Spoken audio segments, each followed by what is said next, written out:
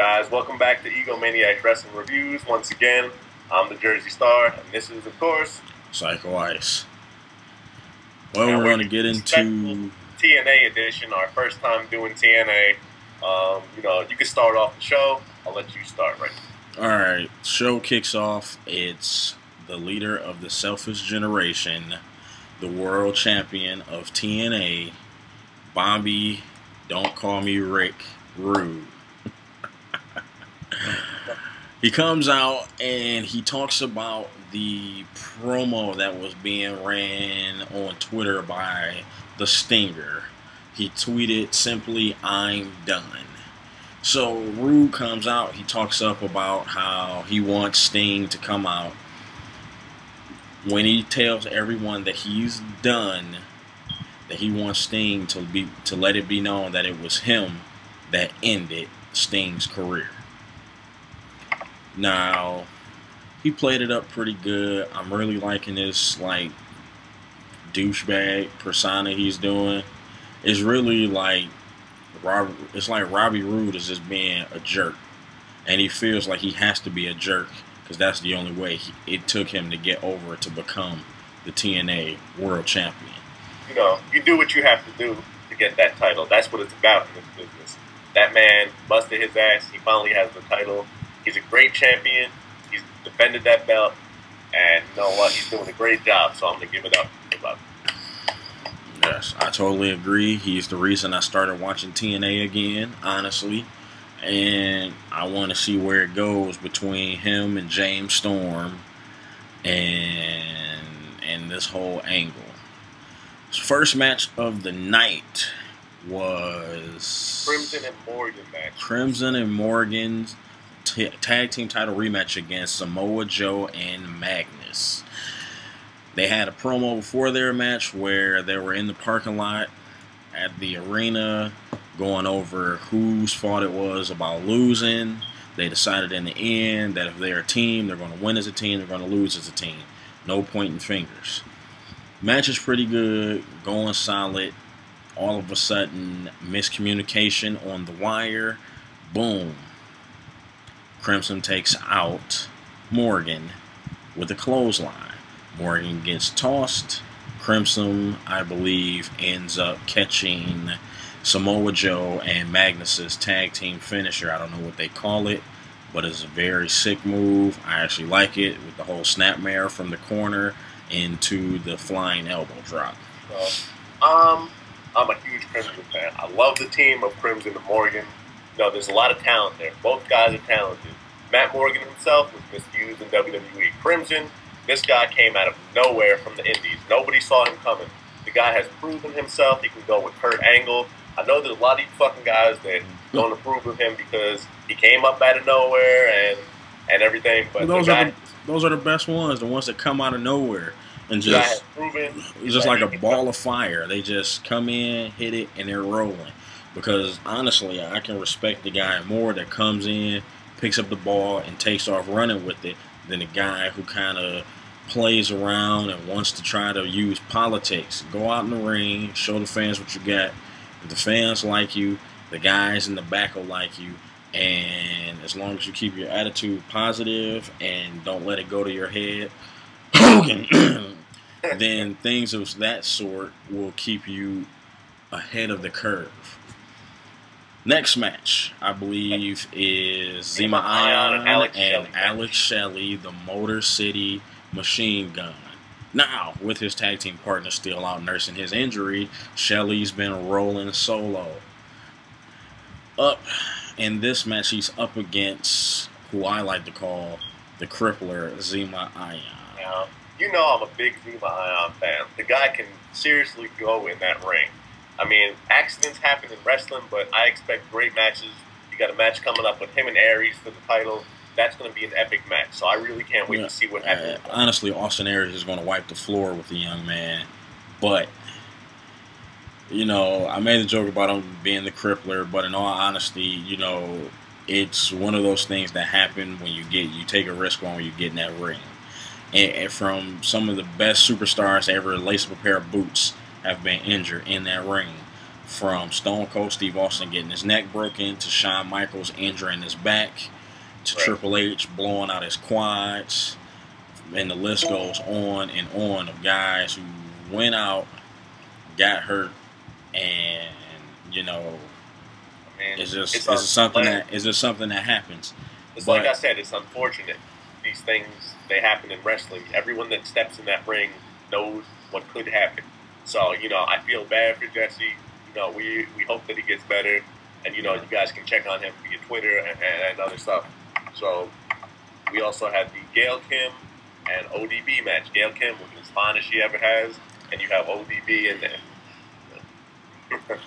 Look, you know, Gail Kim has always been an epic competitor as far as women wrestling goes.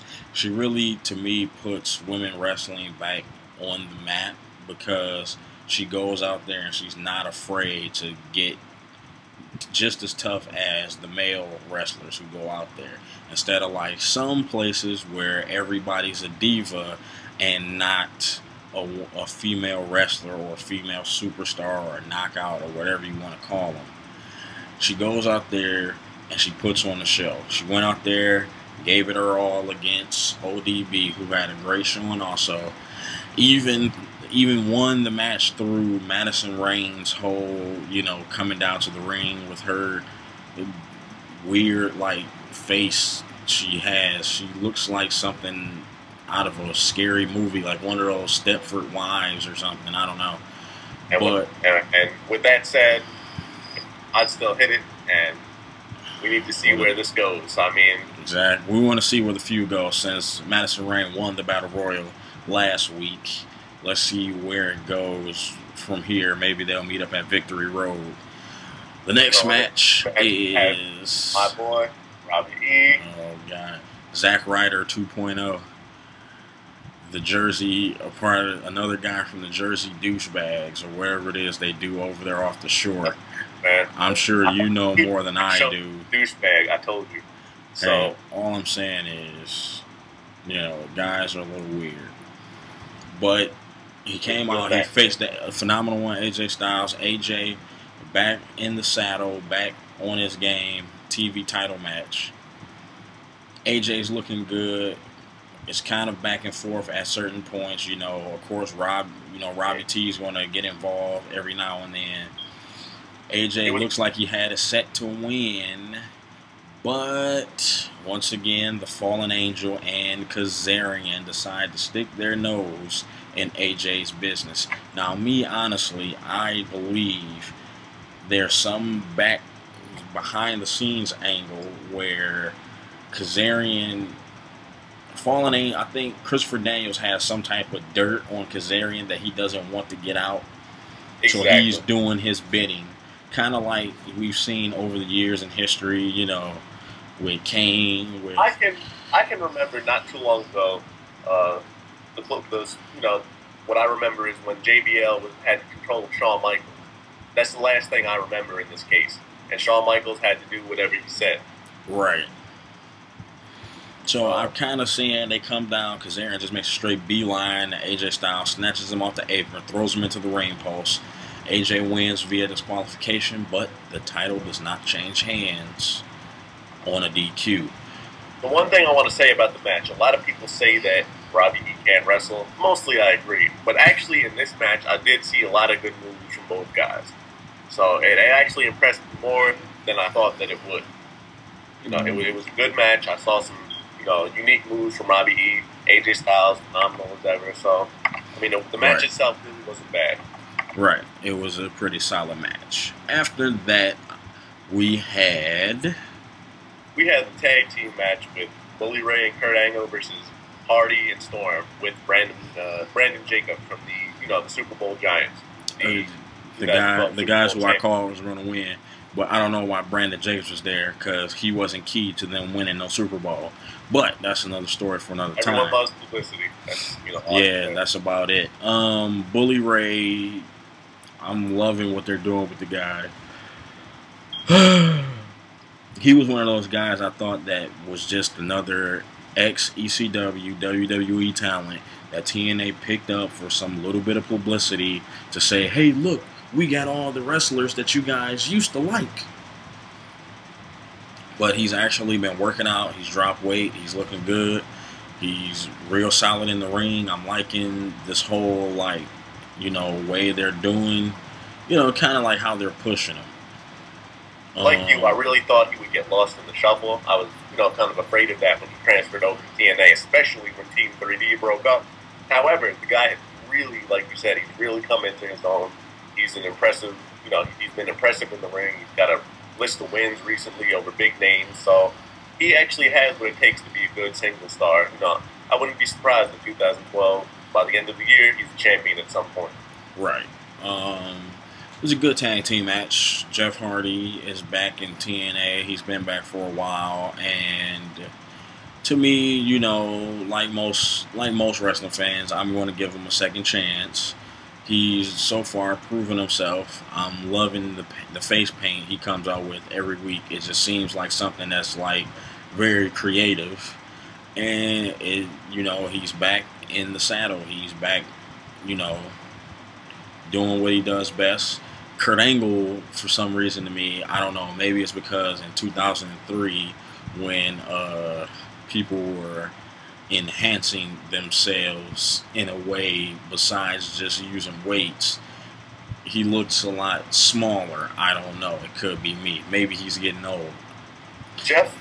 I'll start with Jeff Hardy. Jeff Hardy has always been a very talented guy. That's never been the problem. But he had a lot of, drug addiction and problems with that. I can tell you a personal story of when Jeff Hardy, I was in New York, and Jeff Hardy walked through a McDonald's drive-thru, and he was drunk. And I was with a group of friends. That's when I lost all respect for Jeff Hardy.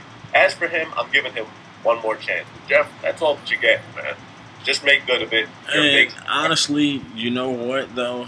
If nobody thought about this, and maybe I read it on a group page somewhere, but when Jeff's nowhere near Matt, Jeff is good. That part is true. When Jeff and Matt are in the same company, Jeff's off this weird path. And what I'm thinking is, maybe it's Matt Hardy. Maybe it's Matt that causes Jeff to do stupid things. Because if I'm not mistaken, Matt is the older brother. And like most older brothers, when you have a younger brother that looks up to you, you do certain things. Now, accomplishment-wise, Jeff Hardy is way better than Matt Hardy. But there may be some personal thing that Jeff Hardy sees in Matt that makes him go, well, if Matt's going to do it, I can do it too.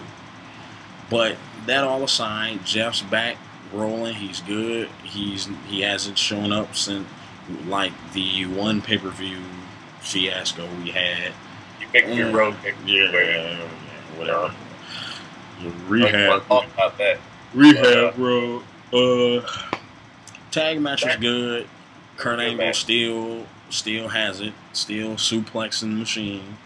No offense, Taz. Still good. I mean, James Storm always looks solid. And Bully Ray is, Bully Ray. He's looking real good. I'm liking the push he's getting. Good match. I didn't understand if it was a no disqualification match or not. But apparently, Brandon Jacobs can choke slam him through a table, and James Storm can get the pin. So, yeah, I'll tell you. Brandon Jacobs, man, he had a beautiful choke slam. I know the guy doesn't belong in the ring. He's not a wrestler, but I did enjoy that. That was nice. It was a good match nonetheless. And this isn't the last we see of Bully Ray and Brandon Jacobs, I'm sure. That will be continued. Wouldn't be surprised if we see some kind of exhibition between them at the next pay-per-view or whatever. Exactly. Final segment of the show.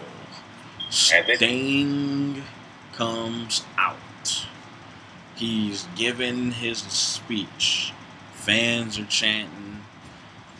They don't want Sting to go. They don't want him to be done. He's talking. And, of course, the leader of the Selfish Generation has to make himself known. Robbie Roode comes out. with this sad, pitiful look on his face, as if he's really hurt that Sting is leaving, and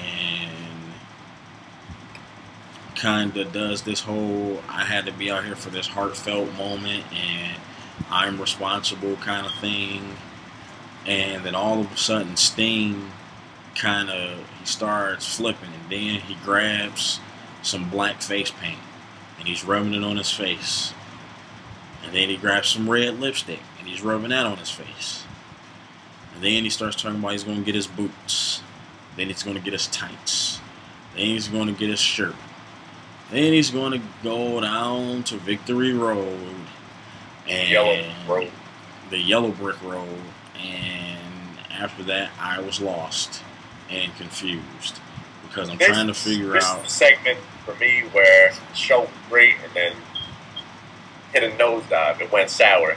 You know, as the Warrior would say, got in the cockpit and drove that plane down, man. You know, the show was going great. Got Sting doing some weird Joker thing that I wish he would just get rid of already. I don't know why they're back to that. You know, it's a weird segment to end the show, and you know that's where it lost me at that point. The show was a good show. I was giving it a good grade, but the ending just kind of threw me off. You shouldn't showcase the champion like that in any way, you know. I mean, but you know, you always have some element of, you know, craziness whenever the champion is involved in anything in any company. To me, honestly, I always make the joke of Sting went to TNA to become a clown, but Vince McMahon would have paid you millions of dollars to be a clown on national television. But, you know, to me, if he's happy there, then more power to him. I honestly don't like the Sting Joker gimmick, but maybe it's because he's doing it because WWE owns the rights to the Sting Crow gimmick, so he can't crow himself up anymore. So we'll see where that goes. He kicks Rude with a fucking ball. He falls like a ton of bricks. And anyway, they have a match set up now for the next pay-per-view between Sting and Rude. I don't know about you, my friend, but I have been kicked in the balls more than once, and you don't stand there like Superman either. So, but all in all, TNA was a solid show. Kind of look forward to next week's show, see where everything's headed. Waiting for it to build up to Victory Road, and yeah, I mean, as long as TNA produces solid shows, we will continue to review that along with the WWE shows as well. But that's been the review. I'm once again the Jersey Star. Check us out. Comment below. You know, find us on Twitter, Facebook, all that, man. Yep, I'm Psycho Ice, as you can see on the screen. Our Twitter names at Sheehan Psycho Ice. And I know some people might go, what does Sheehan Psycho Ice supposed to mean?